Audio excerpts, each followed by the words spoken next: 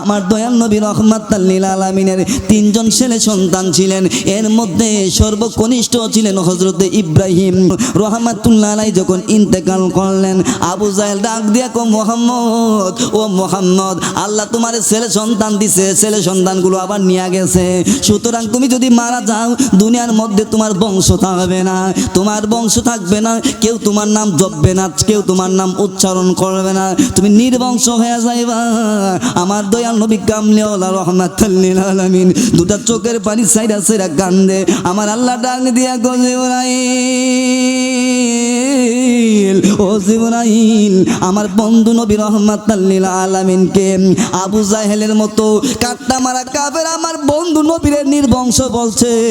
আমার বন্ধুর মনের মধ্যে কষ্ট এসেছে, আমার বন্ধু রাহমাতুল লিল আলামিনকে যায়া বলে দাও, আমার বন্ধু রাহমাতুল লিল আলামিনকে আমি আল্লাহ রাব্বুল আলামিন কাউসার দান করে দিয়েছি। সুবহানাল্লাহ। আমার দয়াল নবী হলেন আপনার জন্য রহমত, আমার জন্য রহমত, সৃষ্টি জগতের জন্য আমার নবী রাহমাতুল লিল আলামিন হলেন রহমত। সেই রহমতের নবী রাহমাতুল লিল আলামিন 570 খ্রিস্টাব্দে আব্দুল্লাহ এবং আমেনার মাধ্যমে দুনিয়ার জমিনের মধ্যে এসেছে।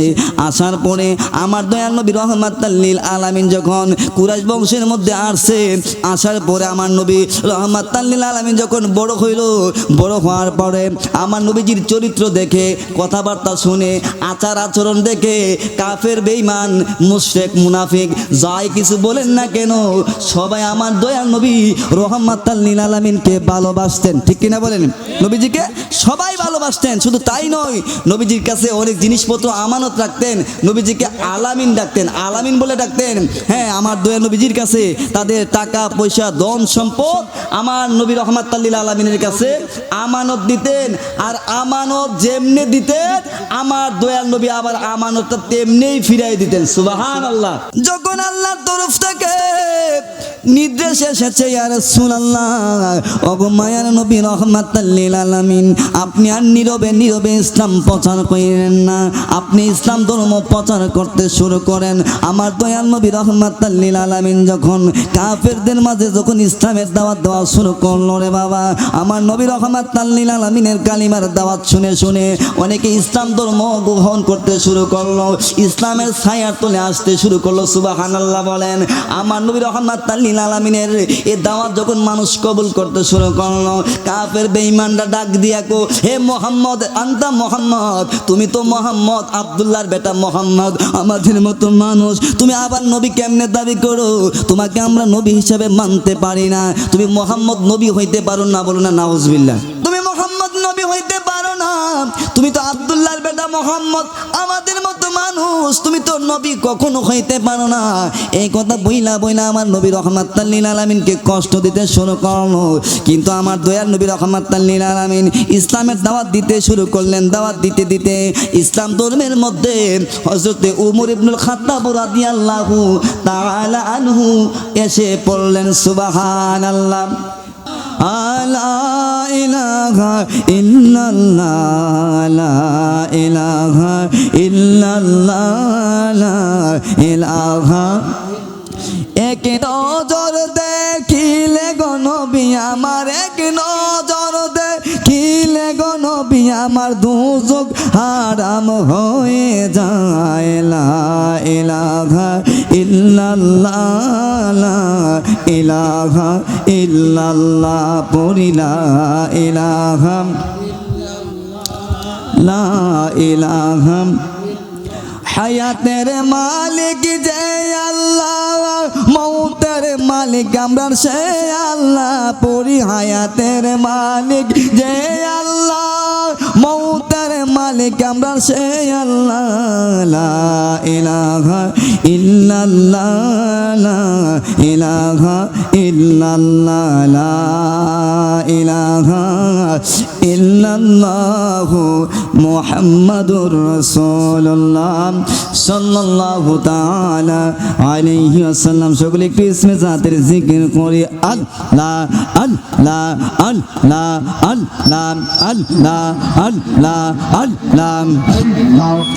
মন পাগলা রে, জগলো বেলা থেকে দেখে না চাহিয়া আল্লাহ আল্লাহ আল্লাহ আল্লাহ ও মনে পাগলা রে ডবল বেলা দেখে না চাহিয়া আল্লাহ আল্লাহ আল্লাহ পর পারের ডাকে পড়িলে পার হইবি তুই কি লয়া ও মনে পাগলা রে ডবল বেলা দেখে না চাহিয়া আল্লাহ আল্লাহ আল্লাহ আল্লাহ নবীর কলমা নামাজ রোজা পথের সঙ্গে করিয়া সামনে চলো ও বুঝ মন রে সামনে চলো ও বুঝ মন রে আল্লাহ আল্লাহ বলিয়া ও মনে পাগলা রে ডবলো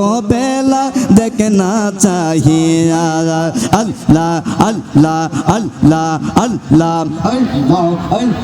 মুর্শিদে চাঁদ হই না যে বদনাম দয়াল চাঁদ হই না যে বদনাম আল্লাহ রাসূল পাইতে মোরা বায়া তো হইলাম মুর্শিদে চাঁদ হই না যে বদনাম মুর্শিদে চাঁদ হই না যে বদনাম আল্লাহ আল্লাহ তোরে কতের আমল করে কত বাইরা ওঠল ওপরে তোরে কতের আমল করে কত জনরাম ওঠল ওপরে আমায় রাইকো শোনো জোরে বাজানা আমায় রাইকো শোনো জোরে আমল আমার কম মুর্শিদ চাঁদ হই না যে বদনাম মুর্শিদ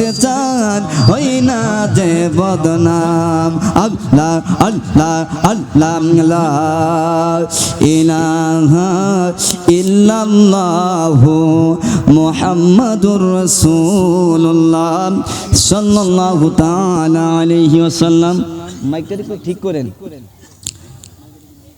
আলহামদুলিল্লাহ চরনারায়ণপুর দক্ষিণ পাড়া নূরে মদিনা জামে মসজিদ ও গ্রামবাসী ও প্রবাসীদের উদ্যোগে আয়োজিত 15তম বার্ষিক পবিত্র সুন্নি মহাসম্মেলনের সম্মানিত সভাপতি হযরত মাওলানা কারি ইসমাইল উদ্দিন আল কাদেরী সাহেব ইমাম ও খতিব চরনারায়ণপুর দক্ষিণ পাড়া জামে মসজিদ আজকের মাহফিলের সহসভাপতি হিসেবে রয়েছেন শ্রদ্ধাভাজন মুরব্বী জনাব মোহাম্মদ আব্দুর রাজ্জাক মিয়া সাহেব চরনারায়ণপুর দক্ষিণ পাড়া আজকের মাহফিলের প্রধান অতিথি হিসেবে রয়েছেন সুমধুর কণ্ঠসুর আশিক রসুল আল্লামা হযরত মাওলানা কারি মিজানুর রহমান আজিজি সুন্নি আল কাদেরী সাহেব মাধবপুর হবিগঞ্জ উপস্থিত রয়েছেন হযরত মাওলানা মুফতি মনিরুজ্জামান বিন সিরাজি সাহেব উপস্থিত আছেন হযরত মাওলানা নাজিরুল ইসলাম সাহেব হযরত মাওলানা কাউসার আহমেদ সহ দিগারে উলামা ইকরাম পর্দার আড়ালে অবস্থাত আমার মা ও বোনেরা আমার যুবক ভাইয়েরা সকলের প্রতি আমার আবারও সালাম আসসালামু আলাইকুম ওয়া রাহমাতুল্লাহি ওয়া বারাকাতুহু।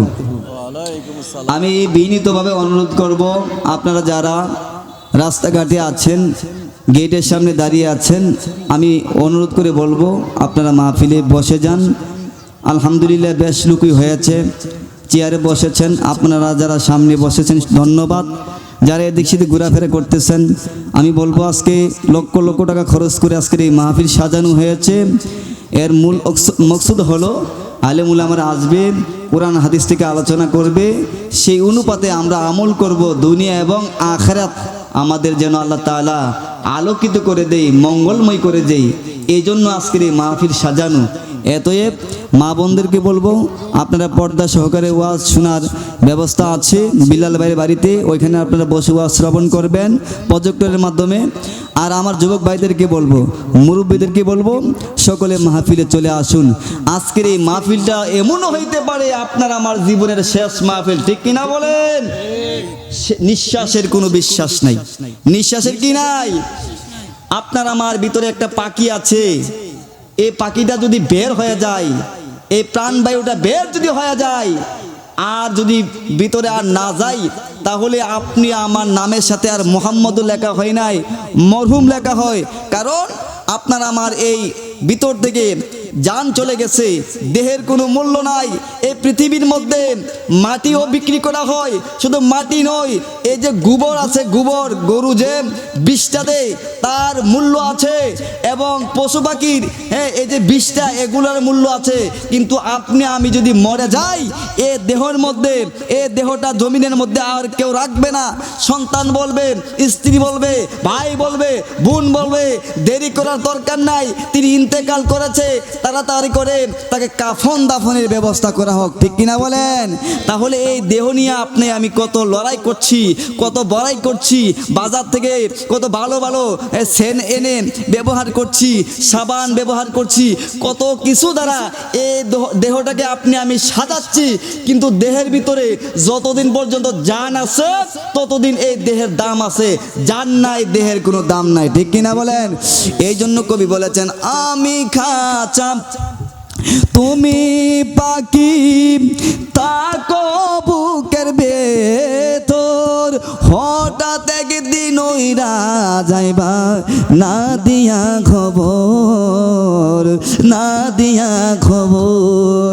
আরে অচিনপুর ঠিকানা তোমার, যাইবা অচিনপুরে, শূন্য খাঁচা পড়ে থাকবে আমার মাটির গড়ে, আমার মাটির গড়ে, আমার মাটির গড়ে, আমার মাটির গড়ে। আরে আমি মিছে কেন যতন করে সাজাইলাম সংসার, হঠাৎ একদিন ওইরা যাইব না দিয়া খবর, ঠিক কিনা বলেন?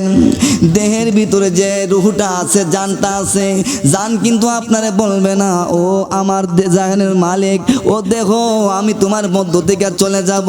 কিন্তু যেদিন চলে যাবে ওই দিন আপনাকে আমাকে বলবে না, উড়ে যাবে, যাওয়ার সাথে সাথে দেহের কোনো মূল্য নাই, ঠিক কিনা বলেন? এই জন্য যতদিন দেহের মধ্যে জান আছে ততদিন এই দেহের মূল্য আছে।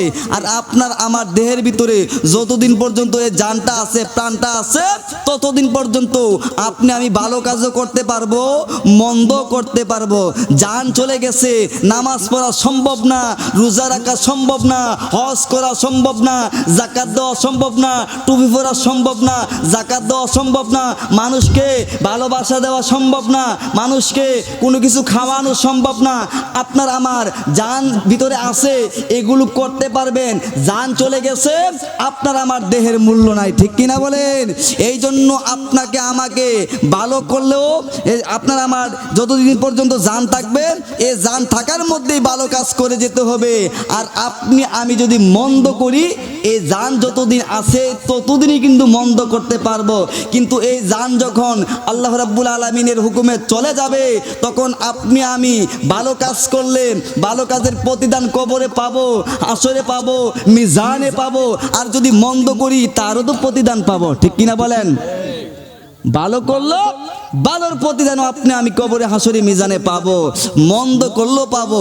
আচ্ছা বলেন, এই মাহফিল করা, মাহফিল শোনা, এটা কি ভালো কাজ কিনা? বলেন, কথা বলেন, ভালো কাজ কিনা? এই জন্য আমি বলবো আমার বোনেরা, বাবা ভাইয়েরা, যুবক ভাইয়েরা, আজকে আপনারা লক্ষ লক্ষ টাকা খরচ করে একটা মাহফিলের আয়োজন করেছেন। আপনারা সকলে মাহফিলে চলে আসবেন যদি আল্লাহ এবং আল্লাহ রসুলকে মহব্বত করেন, ঠিক কিনা বলেন? এই জন্য আপনার আমার দুনিয়ার এত লড়াই, এত তরাই, এত বড়াই।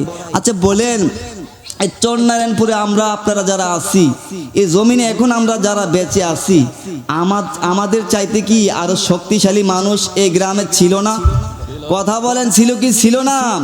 এই গ্রামে যারা ধনবান আছে তাদের কি ধনবান ব্যক্তিরা ছিল না? আজকে তারা গ্রামের কবরস্থানে, ঠিক কিনা বলেন? এই যে আজকে জমিনের মধ্যে আমরা বসে বসে ওয়াজ শুনতেছি, ওয়াজ করতেছি, এই জমিনের মধ্যে আপনি আমি থাকবো না, কিন্তু এই জমিনের প্রকৃত মালিকও কিন্তু আপনি আমি না, ঠিক কিনা বলেন? এই জমিনের মালিক হলো আমার আল্লাহ। আল্লাহ বলেন, বিসমিল্লাহির রাহমানির রাহিম, লিল্লাহি মুলকুস সামাওয়াতি সামাওয়াতি ওয়াল আরদি। আমার আল্লাহ রাব্বুল আলামিন বলেন আসমান এবং জমিনের মালিক আমি আল্লাহ। দুনিয়ার কোনো মানুষ আপনি আমি যদিও দাবি করে জমিনের মালিক, আপনি আমি হাকিকি মালিক না, প্রকৃত মালিক হলো আমার আল্লাহ। ঠিক কিনা বলেন? এই জমিনের মালিককে, এই জমিনের মালিককে, দ্বন্দ্ব লোকেদের মালিককে। এই পৃথিবীর মধ্যে আমি আপনি যা দেখতেছি সকল কিছুর মালিক আমার আল্লাহ, কিন্তু কিছু কিছু জিনিস আমার আল্লাহ রাব্বুল আলামিন আমার দয়াল নবী কামলেওয়ালারে দান কইরা দিয়েছেন। ঠিক কিনা বলেন? আল্লাহ দাতা সর্বোপরি, রসুল কাসেম বন্টনকারী। আল্লাহ দাতা সর্বোপরি, আমার রসুল কাসেম বন্টনকারী। আর সেই বন্টনে আমি যেন অধিক দয়া পাই, আর সেই বন্টনে আমি যেন অধিক দয়া পাই। চলো নবীজির জান্নাতে মদিনাতে যাই, বলেন নবীজির জান্নাতে মদিনাতে যাই। নবীজির পাগলদের আর নবীজির গোলামের কোনো চিন্তা নাই। চলো নবীজির জান্নাতে মদিনাতে যাই। জবানটা খুলে বলেন না আল্লাহু আকবার। আর একটু আওয়াজ লাগবে আল্লাহু আকবার বলতে। শক্তির মালিক কে? আর জোরে বলেন আল্লাহ তাআলা কে? সেই আল্লাহর জিকির কি আমরা জোরে করবো কিনা বলেন? সেই জন্য মনে সকলে বলেন নারে তাকবীর, নারে রিসালাত, আহলে সুন্নাত ওয়াল জামাত, চরনারায়ণপুর সুন্নি মহাসম্মেলন। তাহলে সকল কিছুর মালিক কে? কিন্তু আল্লাহ রাব্বুল আলামিন অনেক কিছু আপনার নবী আমার নবী রাহমাতাল লিল আলামিনকে দান করে দিয়েছেন। এই জন্য আমার নবীজি মালিক হয়েছেন। বলতে পারেন আমার আল্লাহ রাব্বুল আলামিন আপনার নবী আমার নবীকে কি দান করেছেন? আমার আল্লাহ রাব্বুল আলামিন আপনার নবী আমার নবী রাহমাতাল লিল আলামিনকে যত নাজ নিয়ামত রয়েছে সমস্ত নাজ নিয়ামত আমার নবীজিকে আমার আল্লাহ দান করে দিয়েছে। সুবহানাল্লাহ বলেন। বন্ধু কখন দান করলো, কিভাবে দান করলো শুনেন। আমার দয়াল নবী রাহমাতাল লিল আলামিনের তিনজন ছেলে সন্তান ছিলেন। এর মধ্যে সর্বকনিষ্ঠ ছিলেন হযরত ইব্রাহিম। ইব্রাহিম রাহমাতুল্লাহ আলাইহি যখন ইন্তেকাল করলেন, আবু জাহেল ডাক দিয়া কো মুহাম্মদ, ও মুহাম্মদ, আল্লাহ তোমার ছেলে সন্তান দিছে, ছেলে সন্তানগুলো আবার নিয়ে গেছে। সুতরাং তুমি যদি মারা যাও দুনিয়ার মধ্যে তোমার বংশ থাকবে না, তোমার বংশ থাকবে না, কেউ তোমার নাম জপবে না, কেউ তোমার নাম উচ্চারণ করবে না, তুমি নির্বংশ হয়ে যাইবা। আমার দয়াল নবী কামলিওয়ালা রাহমাতুল লিল আলামিন দুটা চোখের পানি সাইরা সাইরা কান্দে। আমার আল্লাহ ডাক দিয়া কয় জিবরাইল, ও জিবরাইল, আমার বন্ধু নবী রাহমাতুল লিল আলামিনকে আবু জাহেলের মতো কাট্টা মারা কাফের আমার বন্ধু নবীরে নির্বংশ বলছে। আমার বন্ধুর মনের মধ্যে কষ্ট এসেছে। আমার বন্ধু রাহমাতুল লিল আলামিনকে যায়া বলে দাও, আমার বন্ধু রাহমাতুল লিল আলামিনকে আমি আল্লাহ রাব্বুল আলামিন কাউসার দান করে দিয়েছি। সুবহানাল্লাহ। আমার বন্ধুকে বলে দাও, আমার বন্ধুকে আমি কাউসার দান করে দিয়েছি। এই কাউসারে তাফসীর করতে যাইয়া তাফসীরে জালালাইন শরীফের মধ্যে আল্লামা জালালউদ্দিন সুয়ুতী রাহমাতুল্লাহ আলাইহি ফরমান, এই কাউসারটা হলো হুয়া জামিউল খায়রাত। আমার আল্লাহ রাব্বুল আলামিনের যত নাজ নিয়ামত আছে সমস্ত নাজ নিয়ামত আমার দয়াল নবী রাহমাতুল লিল আলামিনকে দান করে দিয়েছেন। জবান খুলে বলেন না আল্লাহু আকবার। আর একটু জোরে বলেন ইয়া রাসূলুল্লাহ। আমার বাবারা বন্ধুরা, এই নাজ নিয়ামতের মধ্যে সবচাইতে বড় নাজ নিয়ামত হলো জান্নাত। ঠিক কিনা বলেন? জান্নাতের মধ্যে আমার আল্লাহ রাব্বুল আলামিন অনেক নিয়ামত রেখে দিয়েছেন। সমস্ত নিয়ামতের মালিক আমার আল্লাহ রাব্বুল আলামিন দয়াল নবী রাহমাতুল লিল আলামিনকে বানায়া দিয়েছে। সেই জান্নাতে যদি আপনি আমি যাইতে চাই তাহলে আমার দয়াল নবী রাহমাতুল লিল আলামিনের সাথে সুসম্পর্ক থাকা দরকার আছে। আছে কি নাই? কথা বলেন, আছে কি নাই? আচ্ছা বলেন, এই চরনারায়ণপুর গ্রামে যদি আমি আসি আর যদি কারোর সাথে সম্পর্ক বালা না হয়, ওই লোকের ঘরের মধ্যে ঢুকলে কি আমার আদর করব? কথা বলেন, আদর করব। হুজুর দিকে হয়তো আমারে ধাক্কাতে বের করে দিত না, কিন্তু তিনি তো আমাকে আদর করবে না। হ্যাঁ, এমনও হইতে পারে আমাকে ঘরের মধ্যে প্রবেশ করার সুযোগ নাও দিতে পারে। এই জন্য জান্নাতের মালিক আমার আল্লাহ কিন্তু নবীজিকে দান করে দিয়েছেন। আমার নবী রহমাতুল লিল আলামিন, যাকে ইচ্ছা তাকে সুপারিশ করে করে জান্নাতে নিতে পারবে। সুবহানাল্লাহ বলেন। সেই নবীজির প্রেম মহব্বত চাই কি চাই না? সেই নবীজির ভালোবাসা চাই কি চাই না? নাবি নাবি করে, আমার সাথে বলেন, নাবি নাবি করে আর কত কাল আমি কাঁদব, নাবি নাবি করে আর কত কাল আমি কাঁদব, আপন নয়নে কবে জানি নূর নবীকে আমি দেখব, নবী নবী করে আর কত কাল আমি কাঁদব, এই কাঁদনের কবে জানে হবে সমাধি, এই কাঁদনের কবে জানে হবে সমাধি।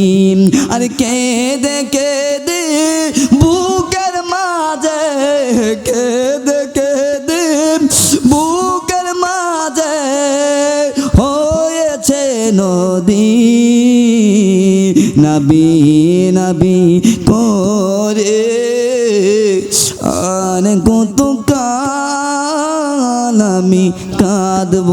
আল্লাহুম্মা সাল্লি আলা সাইয়্যিদিনা মাওলানা মুহাম্মদ ওয়া আলা আলি সাইয়্যিদিনা মাওলানা। আল্লাহুম্মা সাল্লি ওয়া সাল্লিম ওয়া বারিক আলাইহি। সেই নবী রাহমাতুল লিল আলামিনকে কাফের বেঈমানরা কত কষ্ট দিয়েছে। আমি আজকে সহজ সহজ আলোচনা করব। আপনারা জানেন আমি অনেক কঠিন আলোচনা করব না। আমার বাবারা, বন্ধুরা, আমার আল্লাহ রাব্বুল আলামিন কালামে কাদিমের মধ্যে বলে দিয়েছেন, ওগো বন্ধু, আমি দুনিয়ার জমিনের মধ্যে আমি আপনাকে রহমত হিসেবে পাঠাইছি। সুবহানাল্লাহ বলেন। আমার দয়াল নবী হলেন আপনার জন্য রহমত, আমার জন্য রহমত, সৃষ্টি জগতের জন্য আমার নবী রাহমাতুল লিল আলামিন হলেন রহমত। সেই রহমতের নবী রাহমাতুল লিল আলামিন 570 খ্রিস্টাব্দে আব্দুল্লাহ এবং আমেনার মাধ্যমে দুনিয়ার জমিনের মধ্যে এসেছে। আসার পরে আমার দয়াল নবী রাহমাতুল লিল আলামিন যখন কুরাইশ বংশের মধ্যে আসছে, আসার পরে আমার নবী রাহমাতুল লিল আলামিন যখন বড় হইল, বড় হওয়ার পরে আমার নবীজির চরিত্র দেখে, কথাবার্তা শুনে, আচার আচরণ দেখে কাফের বেঈমান মুশরিক মুনাফিক যাই কিছু বলেন না কেন, সবাই আমার দয়াল নবী রাহমাতুল লিল আলামিনকে ভালোবাসতেন। ঠিক কিনা বলেন? নবীজিকে সবাই ভালোবাসতেন। শুধু তাই নয়, নবীজির কাছে অনেক জিনিসপত্র আমানত রাখতেন, নবীজিকে আলামিন ডাকতেন, আলামিন বলে ডাকতেন। হ্যাঁ, আমার দয়াল নবীজির কাছে তাদের টাকা পয়সা ধন সম্পদ আমার নবী রাহমাতুল লিল আলামিনের কাছে আমানত দিতেন। আর আমানত যেমনি দিতেন আমার দয়াল নবী আবার আমানতটা তেমনিই ফিরাই দিতেন। সুবহানাল্লাহ। আমার নবী রাহমাতুল লিল আলামিন যখন আল্লাহর তরফ থেকে নির্দেশ এসেছে, ইয়া রাসূলুল্লাহ, ওগো মায়ার নবী রাহমাতুল লিল আলামিন, আপনি আর নীরবে নীরবে ইসলাম প্রচার করেন না, আপনি ইসলাম ধর্ম প্রচার করতে শুরু করেন। আমার দয়াল নবী রাহমাতুল লিল আলামিন যখন কাফেরদের মাঝে যখন ইসলামের দাওয়াত দেওয়া শুরু করলো, রে বাবা, আমার নবী রাহমাতুল লিল আলামিনের কালিমার দাওয়াত শুনে শুনে অনেকে ইসলাম ধর্ম গ্রহণ করতে শুরু করলো, ইসলামের ছায়ার তলে আসতে শুরু করলো। সুবহানাল্লাহ বলেন। আমার নবী রাহমাতুল লিল আলামিনের এই দাওয়াত যখন মানুষ কবুল করতে শুরু করলো, কাফের বেঈমানরা ডাক দিয়া কো, হে মুহাম্মদ, আনতা মুহাম্মদ, তুমি তো মুহাম্মদ আব্দুল্লাহর বেটা মুহাম্মদ, আমাদের মতো মানুষ, তুমি আবার নবী কেমনে দাবি করো? তোমাকে আমরা নবী হিসেবে মানতে পারি না, তুমি মুহাম্মদ নবী হইতে পারো না। বলো না নাউজুবিল্লাহ, নাউজুবিল্লাহ বলেন না।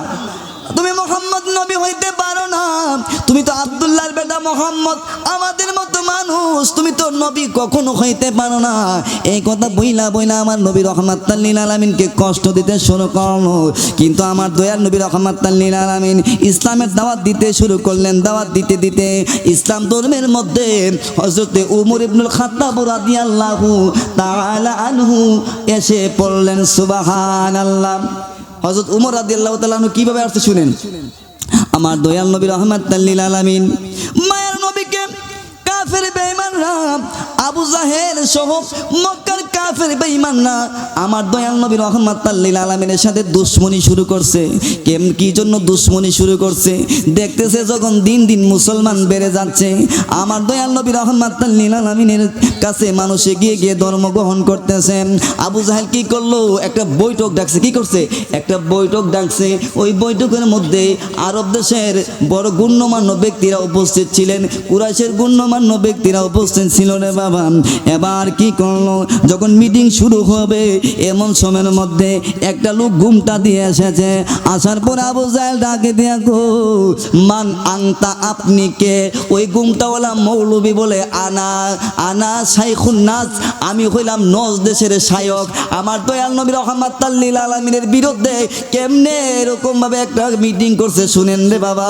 আমার দয়াল নবীর বিরুদ্ধে কত ধরনের ষড়যন্ত্র করেছে। আবু জাহেল ডাক দিয়ে আপু বলে আপনি নজ দেশ থেকে আসছেন, আপনি কেন এসেছেন? বলছে ওই নজদের শয়তান শাইখ বলছে আমি এই জন্য এসেছি, আপনারা নাকি মুহাম্মদের বিরুদ্ধে পদক্ষেপ নেওয়ার জন্য এই মিটিং বসেছেন।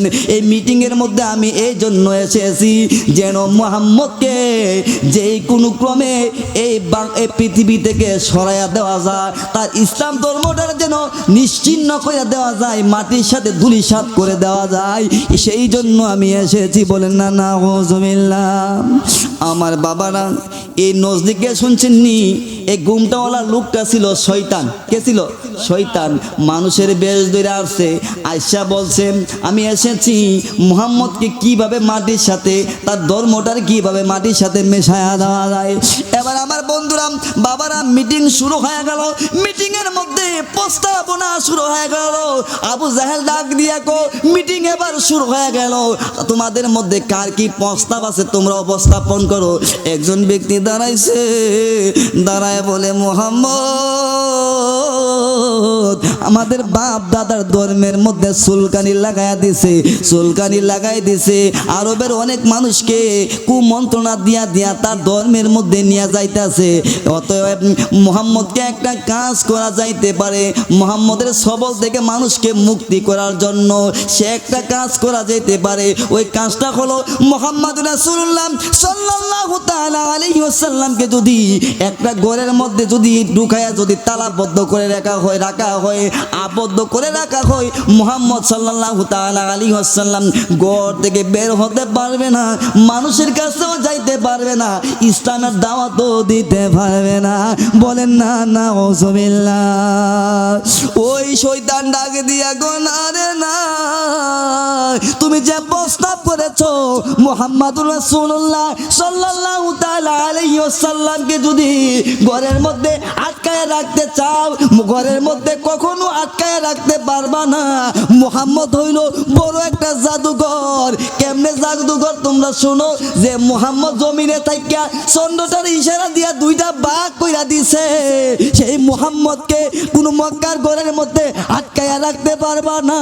যদি কোন ঘরের মধ্যে আবদ্ধ করে রাখো, ওই ঘর থেকে মুহাম্মদুর রাসূলুল্লাহ জাদু দিয়া বাইর হইয়া যাবে। বলেন না নাউযুবিল্লাহ। নারে তাকবীর, আল্লাহু আকবার, নারে রিসালাত, ইয়া রাসূলুল্লাহ। হযরত মাওলানা মুফতি তৌফিকুল ইসলাম সাহেব জিন্দাবাদ, সন্নারায়ণপুর সুন্নি মহাসম্মেলন জিন্দাবাদ জিন্দাবাদ। মুহাম্মদকে কোন ঘরের মধ্যে রাখা যাবে না। যেই ব্যক্তি জমিন থেকে চন্দ্রটারে দুই টুকরা কইরালা, দুইটা বাগে বাগ কইরালা, ওই ব্যক্তির জমিনের মধ্যে কোন ঘরের মধ্যে আটকাইয়া রাখা যাবে না। এবার এই প্রস্তাবটা বাদ গেল। আরেকজন ব্যক্তি দাঁড়ায়া বলে তাহলে আরেকটা কাজ করা যাইতে পারে। বললো আবু জাহেল বলল এটা কি কাজ? বলছে মুহাম্মদকে আরব দেশ থেকে বাগায়া দাও, অন্য একটা দেশের মধ্যে পাঠায়া দাও। তখন ওই শয়তান ডাক দিয়া কো না না না না না, মুহাম্মদ এ আরব দেশে আছে, আরবের মানুষকে ইসলামের ভিতরে আনতাছে, তার ধর্মের মধ্যে নিতাছে, ধর্মের দাওয়াত দিতেছে। তারে যদি আরব দেশ থেকে পাঠায়া দাও, বিশ্বের মানুষদেরকে সে ইসলাম প্রচার করতে করতে, তার ধর্মটারে প্রচার করতে করতে সকল মানুষ তার দলভুক্ত করে ফেলবে। কেননা আছে এত বড় জাদুঘর, তার কথার মধ্যে এত মজা, তার চেহারার মধ্যে এত বড় আনোয়ার, এত বড় নূর, সকল মানুষদেরকে ইসলামের ছায়া তলে নিয়ে আসবে। সুতরাং তাকে এই আরব দেশ থেকে তাড়াইয়া দেওয়া যাবে না। বলেন না নাউজুবিল্লাহ। অবশেষে 3 নম্বর একটা লোক দাঁড়াইয়া ডাক দিয়া কো আবু জাহেল,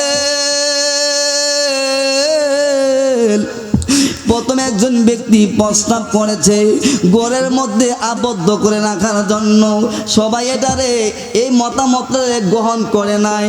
2 নম্বরে ব্যক্তি প্রস্তাব করেছে আরব দেশ থেকে অন্য একটা রাষ্ট্রের মধ্যে, দেশের মধ্যে তাকে পাঠিয়ে দেওয়ার জন্য, এটাকেও কেউ অ্যাকসেপ্ট করে নাই, গ্রহণ করে নাই। তবে আমি একটা প্রস্তাব দেই, সেই প্রস্তাবটা হলো মুহাম্মদকে যদি দুনিয়ার জমিন থেকে সরাইয়া দেওয়া যায়, তার গর্দানটারে যদি আলাদা কইরা দেওয়া যায়, তাহলে আর কেউ ইসলামের দাওয়াত দিতে পারবে না। এই কথা বলার সাথে ওই নজদি শয়তান ডাক দিয়া কই ইয়েস ইয়েস, তুমি যেটা বলছো এটাই সঠিক। মুহাম্মদকে যদি কতল করা যায়, তাহলে এই মুহাম্মদের হাত থেকে মানুষদেরকে রক্ষা করা যাবে। বলেন না নাউজুবিল্লাহ। আর একটু আওয়াজ দিয়ে বলেন না নাউজুবিল্লাহ। কিন্তু শয়তান বলছে এটাই সঠিক কথা, মুহাম্মদকে যদি কতল করা যায়, তাহলে মুহাম্মদের হাত থেকে মানুষদেরকে বাঁচানো যাবে। কিন্তু আমার বাবারা, বন্ধুরা রে, ওই বৈঠকের মধ্যে এবার আবু জাহেল বলছে এটাই সঠিক সিদ্ধান্ত, যদি মুহাম্মদকে সরাইয়া দেওয়া যায়, তার গর্দানটারে আলাদা কইরা দেওয়া যায়, তাহলে আরবের মানুষদেরকে বাঁচানো যাবে, পৃথিবীর মানুষদেরকে বাঁচানো যাবে মুহাম্মদের মিথ্যা ধর্ম থেকে। এবার সিদ্ধান্ত হয়েছে মুহাম্মদের গর্দানটারে যে আলাদা কইরা আইনা দিতে পারবো, তাকে দিরহাম দেওয়া হবে, স্বর্ণ মুদ্রা পুরস্কার দেওয়া হবে। তখন ওই মিটিংয়ের মধ্যে হযরতে ফারুক আজম উমর ফারুক রাদিয়াল্লাহু তাআলা আনহু এখানের মধ্যে উপস্থিত ছিল। উমর ফারুক রাদিয়াল্লাহু তাআলা আনহু তলোয়ারটা নিয়ে বাইরে গেছে আমার দয়াল নবী রাহমাতাল লিল আলামিনের গিশির মুবারকটারে আনার জন্য। কিন্তু হযরতে উমর ফারুক আজম রাদিয়াল্লাহু তাআলা আনহু যখন বের হয়ে গেলেন রে বাবা, বের হয়ে যাওয়ার পরে কিছু রাস্তা যখন অতিক্রম করলো, অতিক্রম করার পরে একজন ব্যক্তি ডাক দিয়া কহে ওমর, তোমার হাতের মধ্যে তলোয়ারটা কেন? উমর ডাক দিয়া কো আমি মুহাম্মদের গর্দান আনতে যাচ্ছি। নাউজুবিল্লাহ বলেন। আমি মুহাম্মদের গর্দান আনতে যাচ্ছি। কারণটা কি? মুহাম্মদ মানুষকে কুমন্ত্রণা দিয়া দিয়া তার ধর্মের মধ্যে নিয়ে যাইতাছে। ওই ব্যক্তি ডাক দিয়া কই উমর, তুমি মুহাম্মদের গর্দান আনার জন্য যাচ্ছ, ওইদিকে তোমার চাচাতো বোনের নাম হলো ফাতেমা। ফাতেমা তো ইসলাম ধর্ম গ্রহণ কইরা মুহাম্মদ সাল্লাল্লাহু তাআলা আলাইহি ওয়াসাল্লামের দলের অন্তর্ভুক্ত হয়ে গেছে। তোমার চাচাতো বোনের খবরটা লয়া দেখো, তোমার বোনও তো মুহাম্মদের কালিমা পয়রা মুসলমান হয়ে গেছে। সুবহানাল্লাহ। রাসূলুল্লাহ, তুমি জীবন তুমি মরণ, আদার ঘরে তুমি আপন, তুমি জীবন তুমি মরণ, আদার ঘরে তুমি আপন, তুমি মোদের পারের তরি, তুমি নিদানে তোড়ানেওয়ালা, ইয়া রাসূলুল্লাহ ইয়া হাবিবাল্লাহ ইয়া রাসূলুল্লাহ। সকলে জবান খুলে বলেন আল্লাহু আকবার। ওই ব্যক্তি বলছে তোমার চাচাতো বোন তো ইসলাম ধর্ম কবুল করছে। এবার ওমর ইবনুল খাত্তাব রাদিয়াল্লাহু তাআলা আনহু তলোয়ারটা লইয়া তার চাচাতো ভাই বোনের বাসার মধ্যে দৌড়ে গেছে, যায় দেখতেছে ওনার চাচাতো বোন কুরআনুল কারীম তিলাওয়াত করতেছে। সুবহানাল্লাহ। কুরআনুল কারীমের আওয়াজ যখন শুনছে, শোনার সাথে সাথে হযরত ওমর রাদিয়াল্লাহু তাআলা আনহুর মনটা নরম হয়ে গেছে, মনটা দিলটা নরম হয়ে গেছে। এবার যখন তার চাচাতো বোন হযরত উমরকে দেখলো, উমর তো খালি হাতে না, তার হাতের মধ্যে একটা তলোয়ার, চাচাতো বোনের মনের মধ্যে একটা বই চলে এসেছে। এবার ডাক দিয়া গো ভাই উমর রে, তুমি কেন এখানের মধ্যে এসেছো? এবার উমর ডাক দিয়া কবুর, তুমি নাকি মুহাম্মদের কালিমা পড়া মুসলমান হইছো, তোমার মুহাম্মদের গর্দানটা আমি নেওয়ার জন্য আসছিলাম, কিন্তু আমি রাস্তার মধ্যে খবর পাইলাম তুমি নাকি কালিমা পড়া মুসলমান হয়ে গেছো। এই জন্য আমি মুহাম্মদের কাছে না যাইয়া আমি তোমার কাছে আসছি।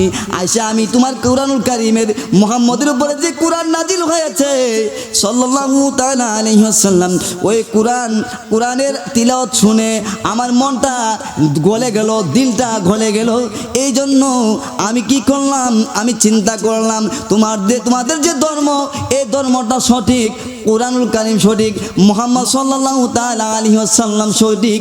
বোন তুমি বিলম্ব করো না, বিলম্ব না কইরা মুহাম্মদ সাল্লাল্লাহু তাআলা আলাইহি ওয়াসাল্লামের কাছে আমাকে নিয়ে চলো, আমি দয়াল নবীজির কাছে যাইয়া তোমার মতো আমিও কালিমা পড়া মুসলমান হয়ে যাব। সুবহানাল্লাহ বলেন, জবানটা খুলে বলেন আল্লাহু আকবার। উমর কি জন্য আসছিল? নবীজির গর্দান নিতে। আয়েশা এখন কুরআন তিলাওয়াত শুননা উনি মুসলমান হয়ে যাওয়ার পথে, একটু পরে নবীজির কাছে যাবে, কালিমা পড়ে মুসলমান হয়ে যাবেন। তাহলে সেই কুরআনুল কারীম আপনার আমার পড়ার দরকার আছে কি নাই? কথা বলেন, আছে কি নাই? কুরআনুল কারীম আমরা পড়তে জানি না, কিন্তু আমাদের সন্তানদেরকে আমরা কুরআন শিক্ষা দেই না। আমার কথা আপনারা বুঝতেছেন নি? কথা বলেন, বুঝতেছেন কিনা বলেন? তাহলে কোরআনের শিক্ষা আমরা চাই কি চাই না? আওয়াজ দিয়ে বলে চাই কি চাই না?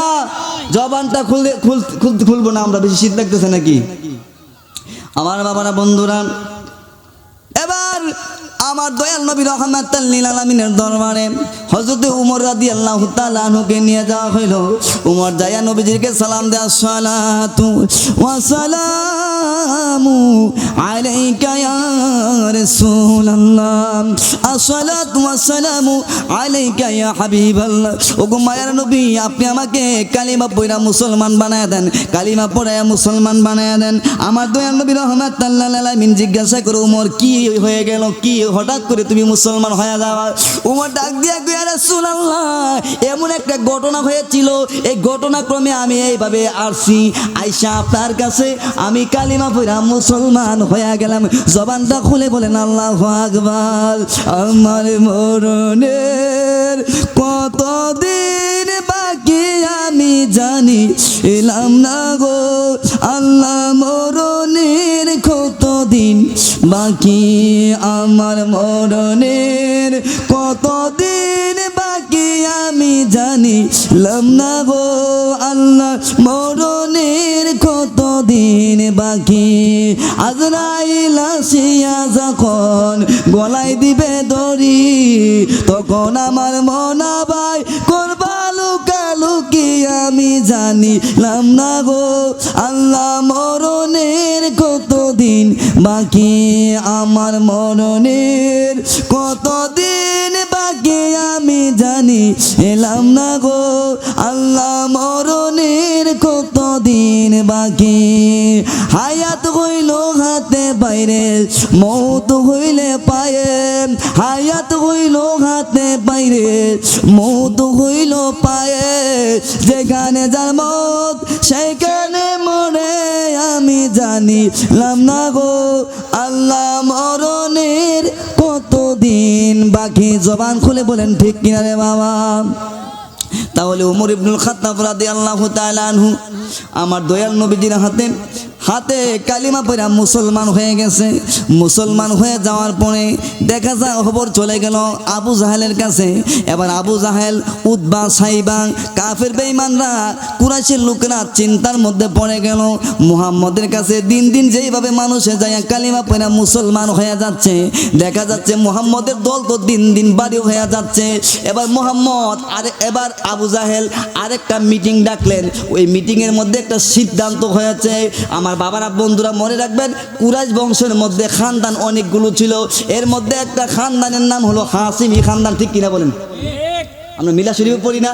কুরাইশ বংশ সেরা বংশ, উচ্চ তাহার শান, আর তাহার মধ্যে সেরা আবার হাসিমি খানদান। নবীজি আল্লাহ আল্লাহ আল্লাহ লা ইলাহা ও আল্লাহ আল্লাহ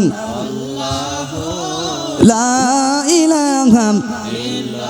এবার আবু জাহেল কি করলো? আবু জাহেল তো কুরাইশের লোক ছিল। আবু জাহেল কুরাইশের সকলদেরকে নিয়ে একটা বৈঠকে বসছে, মিটিংয়ের মধ্যে বসছে। একটা মিটিংয়ের মধ্যে একটা চূড়ান্ত একটা ফায়সালা করছে। ওই ফায়সালাটা হলো কি, মুহাম্মদ সাল্লাল্লাহু তাআলা আলাইহি ওয়াসাল্লাম দিন দিন ইসলামের দাওয়াত দিতে দিতে মানুষকে তার দলভুক্ত করে ফেলতেছে, কিন্তু মুহাম্মদকে তো কোনোভাবে প্রতিহত করা যাচ্ছে না। এর মধ্যে একটা সিদ্ধান্ত এসেছে যে মুহাম্মদ সাল্লাল্লাহু তাআলা আলাইহি ওয়াসাল্লাম যে হাসিমি খানদানের মধ্যে জন্মগ্রহণ করেছে, ওই হাসিমি লোক জানা তাদের সাথে আত্মীয়তা করা যাবে না। তাদের সাথে কি করা যাবে না? হাসিমি খানদানদের সাথে আত্মীয়তা করা যাবে না। হাসিমিদের কাছে কোনো কিছু কেউ আত্মীয়তা করতে পারবে না এবং তাদের কাছ থেকে কোনো কিছু কিনতেও পারবে না। যদি কোনো কিছু না কিনতে পারে, আরব দেশের সবচেয়ে বড় একটা ইনকামের পথ ছিল বেচা কিনা করা। আর ওই ব্যবসা বাণিজ্য যদি ওই কুরাইশের লোকদের মধ্যে যদি হাসিমি তারা না করতে পারে, তাহলে তারা দুর্বল হয়ে যাবে। আত্মীয়তা না করতে পারলে তারা বংশ বিস্তার করতে পারবে না। কিন্তু দেখা যায় রে বাবা, আমার নবী রাহমাতুল লিল আলামিনের এই হাসিমি খানদানের মধ্যে যারা ছিল, কিন্তু এত বড় সিদ্ধান্ত নেওয়ার পরেও তারা আমার দয়াল নবী রাহমাতুল লিল আলামিনের পক্ষ থেকে তারা এক বিন্দু পরিমাণ ও তারা পিছপার হন নাই। কিন্তু এত বড় সিদ্ধান্তর পরে এই হাসিমি খানদানের লোকেরা তারা একটা গুহার মধ্যে চলে গেলেন। ওই গুহাটার নাম হলো শিহাবে আবু তালিব। সকলে বলেন না আল্লাহু আকবার। ও বন্ধু, শিহাবে আবু তালিবের মধ্যে চলে গেছে। সাহাবায়ে কেরামরা হাদিস শরীফের মধ্যে বর্ণনা করেন, ওই শিহাবে আবু তালিবের মধ্যে আমার দয়াল নবী রাহমাতুল লিল আলামিনের খানদানের লোকেরা ওইখানের মধ্যে অবস্থান করলেন 3 বছর। কয় বছর? 3টা বছর অবস্থান করেছে। কিন্তু এরকম ভাবে তারা কষ্ট করেছে। কিন্তু দেখা যায় এত খাবারের কষ্ট করেছে, তারা গাছের পাতা চিবায়া খাইছে, কিন্তু তারপরও কাফের বেঈমানদের সাথে তারা আপোষ করে নাই। সুবহানাল্লাহ। গাছের পাতা চিবিয়ে খাইছে, কিন্তু কাফেরদের সাথে কি করে নয়, তারা আপোষ করেন নাই।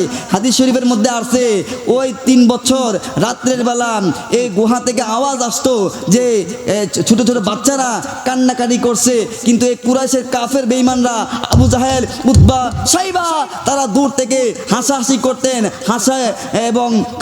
করতেন, বিরূপ মন্তব্য করতেন যে মুহাম্মদের দলের অন্তর্ভুক্ত হওয়ার জন্য নিজেরা গাছের পাতা খায়, বাচ্চারা রাত্রের বেলা পেটের ক্ষুধায় চিল্লাফাল্লা করে কান্নাকাটি করে, তারপরে মুহাম্মদের মিথ্যা ধর্ম ছাড়ে না। সাহাবায়ে কেরামরা তারা বলে জীবন যাবে, জীবন যাক, কিন্তু দয়াল নবী রাহমাতুল লিল আলামিনের পক্ষে গিয়েছি, কালিমা পড়ে মুসলমান হয়েছি, সেই কালিমা আমরা ছাড়বো না। ঠিক কিনা বলেন? আল্লাহু আকবার। ইয়া রাসূলুল্লাহ। দয়াল নবীর দুশমনেরা, মায়ার নবীর দুশমনেরা, আহলে সুন্নাত ওয়াল জামাত জিন্দাবাদ জিন্দাবাদ। তাহলে দেখছেন তারা এত কষ্ট করেছে, কিন্তু কালিমা পড়ে যে মুসলমান হয়েছে, মুসলমান হওয়ার পরে তারা আর পিছপা হন নাই। সুবহানাল্লাহ বলেন। কিন্তু বলেন আপনি আমি যদি একটু অভাবের মধ্যে পড়ি রে বাবা, একটু অসুখের মধ্যে পড়লে আমরা আল্লাহকে বলে যাই, আমার দয়াল নবী রাহমাতাল লিল আলামিনকে বলে যাই, কিন্তু সাহাবায়ে কেরামরা আমার নবীকে বলেন নাই। সাহাবায়ে কেরামরা আমার দয়াল নবী রাহমাতাল লিল আলামিনের কালিমা যে গলার মধ্যে বাঁধছে রে বাবা, সেই কালিমা তারা ছাড়েন নাই। আজকে এই মাহফিল থেকে আমরা প্রতিজ্ঞাবদ্ধ হয়ে যাইব, যত ধরনের বিপদ আসুক না কেন, অভাব আসুক না কেন, অসুখ আসুক না কেন, একমাত্র ভরসা রাখবো আমার আল্লাহর। ঠিক কিনা বলেন? অসুখ দেওয়ার মালিককে, রোগ দেওয়ার মালিককে, শিফা দেওয়ার মালিককে, হায়াতের মালিককে, রিজিকের মালিককে। আমরা সকলের কি বিশ্বাসগুলো আছে? কথা বলেন, থাকলে আওয়াজ দিয়ে বলি। আমরা সকল কিছুর ক্ষেত্রে আমরা আল্লাহ রাব্বুল আলামিনের দরবারে ভরসা রাখবো। ঠিক কিনা বলেন? যে ভরসাটুকু সাহাবায়ে কেরামরা রাখতেন, তাদের জীবনও যদি চলে যাইতেন খোদার তাড়নায়, তাদের জান মাল ইজ্জত হরমত যা কিছু আছে, আপনার আমার মায়ার নবী রাহমাতাল লিল আলামিনের কাছে যখন তারা কালিমা পড়ে মুসলমান হয়ে গেলেন, তাদের ছেলে সন্তান জান মাল ইজ্জত হরমত সকল কিছু আমার দয়াল নবী রাহমাতাল লিল আলামিনের কদম মুবারকের নিচে তারা কুরবান করে দিয়েছেন। কুরবান করে দেওয়ার কারণে আল্লাহ রাব্বুল আলামিন তাদেরকে এত ইজ্জত দিয়েছেন, যে ইজ্জত অন্য কোনো সৃষ্টিকে দেন নাই, অন্য কোনো নবীর উম্মতকে দেন নাই। একমাত্র সাহাবায়ে কেরামকে এত ইজ্জত দিয়েছেন। হযরতে বড়পীর আব্দুল কাদের জিলানী রাহমাতুল্লাহ আলাইহি বলেন যে আমার দয়াল নবী রাহমাতাল লিল আলামিনের সাহাবায়ে কেরামরা যেই বাহন দিয়ে চলতেন, ওই গুড়া অর্থাৎ যে গুড়া দিয়ে চলতেন, ওই গুড়া চলার পিছ পরে তাসন দিক থেকে যে ধুলা ময়লাগুলা এভাবে উঠতো, ওই ধুলা ময়লার যে মর্তবা ইজ্জত আছে, সেই ইজ্জত সম্মান আপনার আমার নাই। সুবহানাল্লাহ বলেন না? সাহাবায়ে কেরামরা যে বাহন দিয়ে চলতো, এই বাহন চলার দেখবেন যে গরু বলেন যে কোনো একটা প্রাণী দৌড়লে কিন্তু পিছন দিয়ে কি ধুলাবালি হয় না? আপনি আমি মানুষ, আপনি আমি দৌড় দিলে কিন্তু পিছাতে কি ধুলা উড়ে। এই ধুলা সাহাবায়ে কেরামরা যে বাহন দিয়ে চড়তো, ওই বাহনের যে ধুলা ময়লা আছে, এই ধুলা ময়লার যে ইজ্জত আপনার আমার সেই ইজ্জত নাই। এর কারণ হলো কি, তারা সর্বক্ষেত্রে আমার দয়াল নবীকে আল্লাহ রাব্বুল আলামিনের উপরে তারা তাওয়াক্কুল রাখতেন, নবীজিকে ভালোবাসতেন। ঠিক কিনা বলেন? নবীজির ভালোবাসা আপনার আমার দরকার আছে কি নাই? কথা বলেন, আছে কি নাই? আমার বাবারা, বন্ধুরা, শুধু তাই নয়, ওই গুহা থেকে তারা কেমনে মুক্তি পাইছে শুনেন। আমার দয়াল নবী রাহমাতাল লিল আলামিনের একজন স্ত্রী ছিলেন, যিনি আমাদের মা খাতুনে জান্নাত, যিনি আমাদের মা হযরতে দয়াল নবী রাহমাতাল লিল আলামিনের একজন স্ত্রী, যিনি কি আমার দয়াল নবী রাহমাতাল লিল আলামিনের বয়স যখন 25 বছর, খাদিজাতুল কুবরা ওনার নাম। ওনার 40 বছর বয়সে আমার নবীজির সাথে বিবাহ শাদী হয়েছেন। হযরতে খাদিজাতুল কুবরা রাদিয়াল্লাহু তাআলা আনহুর ভাই পুত্র সামান্য কিছু আটা নিয়ে ওইখানে যাওয়ার জন্য চেষ্টা করছিলেন। পথের মধ্যে আবু জাহেল কি দেখলো, ওই তার বাইশটা খাবার নিয়ে আটা নিয়ে যাচ্ছে। তখন আবু জাহেল খাবারগুলো রেখে দিয়েছে, বলেন না নাউজুবিল্লাহ। তখন এই আরব দেশের মধ্যে জানাজানি হয়ে গেল যে মানুষ হয়ে মানুষকে 3 বছর পর্যন্ত কষ্ট দিচ্ছে। দেওয়ার সাথে সাথে এই খবর যখন প্রচার হয়ে গেল, ওই গুহা থেকে আমার দয়াল নবী রাহমাতাল লিল আলামিনের আওলাদগণ, আমার দয়াল নবী রাহমাতাল লিল আলামিনের সাহাবায়ে কেরামগণ মুক্তি পাইলেন। মুক্তি পাইয়া কালিমা আবার কালিমার দাওয়াত দিতে শুরু করলেন। জবানটা খুলে বলেন না আল্লাহু আকবার। ও বন্ধু, 3 বছর যখন ওইখানের মধ্যে আমার দয়াল নবী কষ্ট করছে, কষ্ট করার পরে যখন আবার ওনার জায়গার মধ্যে ওনার বাড়ির মধ্যে চলে আসছে, আসার পরে আমার নবী রাহমাতাল লিল আলামিন কি করলো, আবার ইসলামের দাওয়াত দেওয়ার জন্য আমার নবী আপনার নবী রাহমাতাল লিল আলামিন তায়েফের ময়দানের মধ্যে গেলেন। তায়েফের ময়দানে আমার নবীজি যাওয়ার কারণটা হলো, তায়েফের মধ্যে কিছু সুনামধন্য ব্যক্তি ছিলেন, তারা অর্থনৈতিকভাবে তারা সচ্ছল ছিলেন, ইজ্জতে ইজ্জতের বেলা সচ্ছল ছিলেন এবং দন দৌলতের বেলা তারা সচ্ছল ছিলেন, তারা বুঝুন্না লোক ছিলেন, ইজ্জতওয়ালা লোক ছিলেন। আমার নবী ভাবছে আমি যদি তায়েফে যাই আর আমি যদি তাদেরকে দাওয়াত দেই, দিনের দাওয়াত দেই, ইসলামের দাওয়াত দেই, তারা যদি মুসলমান হইয়া যায় তাহলে আমার ধর্মের শক্তি বেড়ে যাবে। এই চিন্তায় আমার দয়াল নবী রহমাতুল লিল আলামিন তায়েফের ময়দানে গেলেন ইসলাম ধর্ম প্রচার করার জন্য।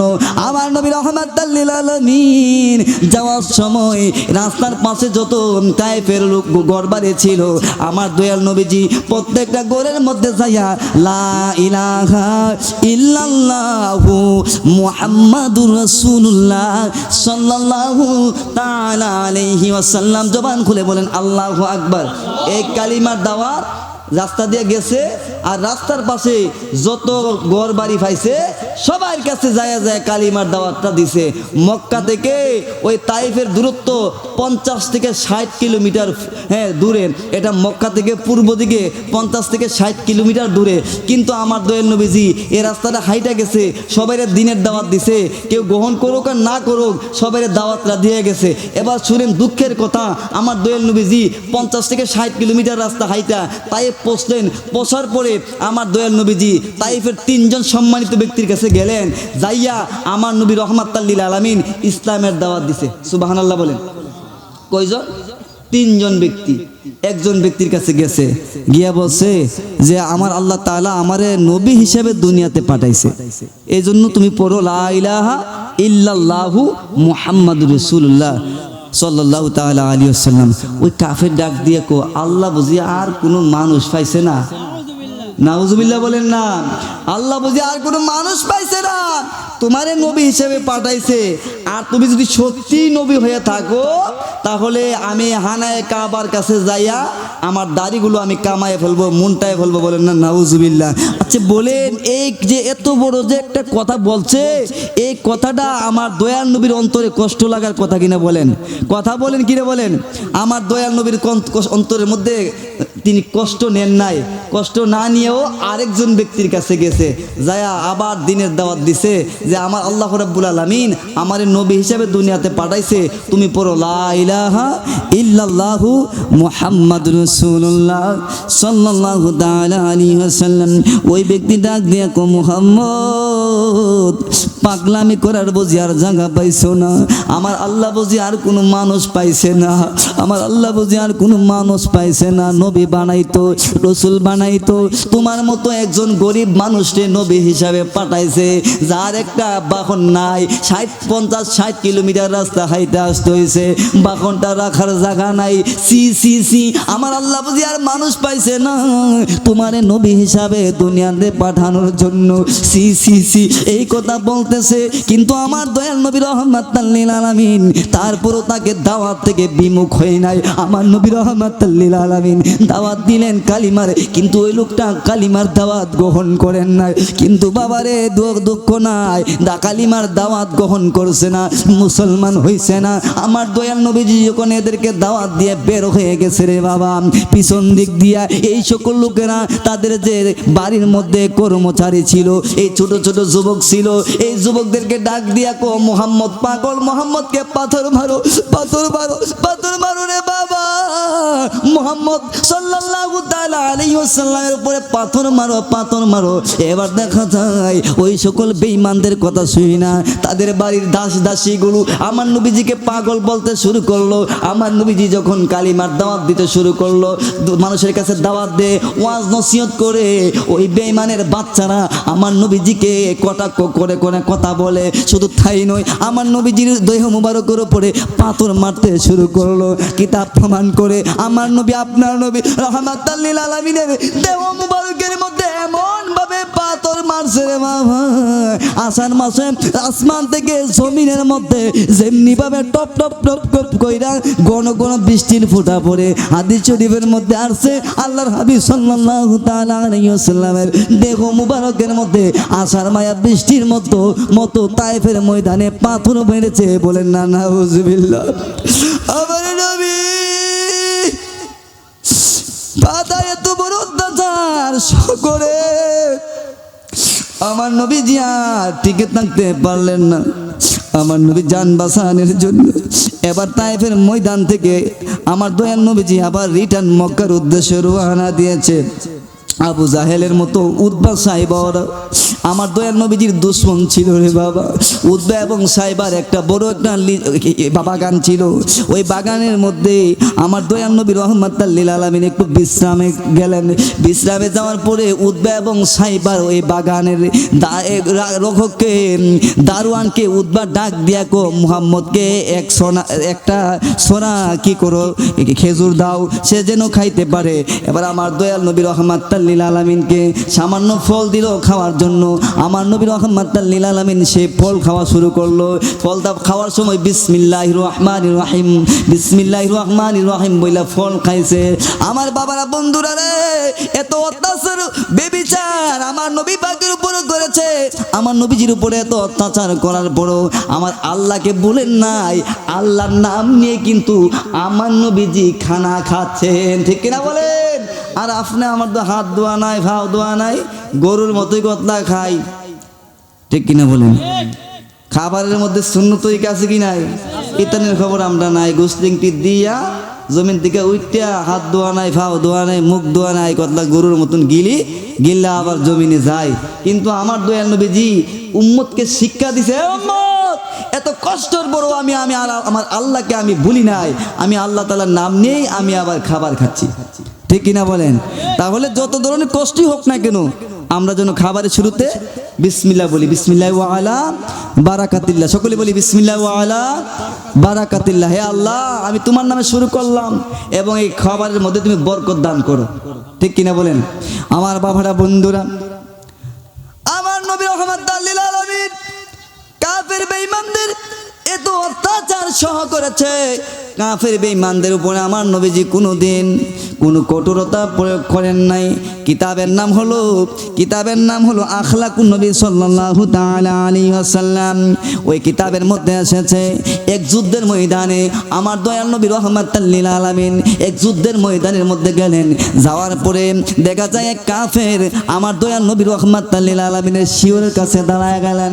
দাঁড়ায় আসে না, আমার দয়াল নবীর ডাক দেখো, হে মুহাম্মদ সাল্লাল্লাহু তাআলা আলাইহি ওয়াসাল্লাম, আমার কাছে যে একটা তলোয়ার দেখতেছেন, এই তলোয়ার থেকে আপনাকে কে বাঁচাবে? আমার নবীজি ডাক দিয়া কো, কাফের, এই তলোয়ার থেকে আমার আল্লাহ আমাকে বাঁচাবে। জবান খুলে বলেন না আল্লাহু আকবার। এই তলোয়ার থেকে আমার আল্লাহ বাঁচাবে। এই কথা বলার সাথে সাথে এই কাফের হাত থেকে তলোয়ারটা জমিনের মধ্যে পড়ে গেছে। পড়ে যাওয়ার পরে আমার নবীজি আর বিলম্ব করেন নাই, বিলম্ব না করে তলোয়ারটা হাতের মধ্যে নিয়ে গেছে। নিয়ে কাফের ডাক দিয়া কো, কাফের, তুমি তো বেটাগিরি দেখাইছিলা, তোমার হাতের মধ্যে তলোয়ার, ওই তলোয়ার থেকে আমারে কে বাঁচাবে? আমি বলছিলাম আমার আল্লাহ আমাকে বাঁচাবে। বলার সাথে সাথে তোমার হাত থেকে তলোয়ারটা জমিনের মধ্যে পড়ে গেছে। আমার আল্লাহ আমারে বাঁচাইছে, আমার আল্লাহ বাঁচাইছে বিদায় তোমার হাত থেকে তলোয়ারটা জমিনের মধ্যে পড়ে গেছে। তলোয়ার ছিল তোমার হাতে, এই তলোয়ার আমার হাতে চলে আসছে। এবার তুমি বলো বলো বলো, এই তলোয়ার থেকে এখন তোমার কে বাঁচাবে? আল্লাহু আকবার বলেন না। এ তলোয়ার থেকে কে বাঁচাবে? যে তলোয়ার একটু আগে তোমার হাতে ছিল, ওই তলোয়ার আমার হাতে চলে এসেছে। আমার আল্লাহ আমারে বাঁচাইছে, কিন্তু তোমার এখন কে বাঁচাবে? আর কোন জবাব আছে? ওই কাফের বলে, ইয়া রাসূলুল্লাহ, মায়ের নবী গো, আপনি আমাকে ক্ষমা করে দিন। ক্ষমা করে আপনি ক্ষমাশীলদের মধ্যে অন্তর্ভুক্ত হয়ে যান, উত্তম ক্ষমাশীল হয়ে যান। ইয়া রাসূলুল্লাহ, আপনি আমারে মাইরেন না, আমারে কতল কইরেন না, নতুবা আপনি আমারে আটকায় নেন, আটকায় রাখেন, আপনি আমারে কতল কইরেন না। আমার নবী ডাক দিয়ে বলে, আমি তোমারে কতল করব না, আমি তোমাকে আটকায়ও রাখবো না, তবে তুমি কালিমা পড়ে মুসলমান হয়ে যাও। ওই ব্যক্তি বলে, না আমি কালিমা পড়ে মুসলমান হব না, কিন্তু আমি আপনাকে প্রতিশ্রুতি দিয়া যায়, আপনারে ওয়াদা কইরা যায়, ইয়া রাসূলুল্লাহ, আর কোনোদিন আমি কাফেরদের পক্ষ হইয়া আপনার সাথে যুদ্ধ করব না। ইয়া রাসূলুল্লাহ, আমি কোনোদিন কাফেরদের কাছে যাইয়া আপনার বিরুদ্ধে কথা বলবো না। ইয়া রাসূলুল্লাহ, দয়া করে আপনি আমাকে ছাইরা দেন। এই কথা বলার সাথে সাথে আমার দয়াল নবী তাকে ছাইরা দিয়েছে। ছাইরা দেওয়ার পর সে উন্মুক্ত হয়ে গেছে। উন্মুক্ত হইয়া সাথীদের কাছে যায় বলছে, এমন একজন নবী রহমাতুল লিল আলামিনের সাথে তোমরা কেমনে যুদ্ধ যুদ্ধ করো। যেই নবী আমাকে এইভাবে পায়ও কতল করে নাই, আমি সাক্ষ্য দিলাম রে তিনি আল্লাহ তাআলার প্রকৃত একজন মনোনীত রাসূল। জবান খুলে বলেন আল্লাহু আকবার। আল্লাহুম্মা সাল্লি সাইয়্যিদিনা মাওলানা মুহাম্মদ ওয়া আলা আলি সাইয়্যিদিনা মাওলানা। নবী গো আপনার ভালোবাসায় আল্লাহর দিদার পাওয়া যায়।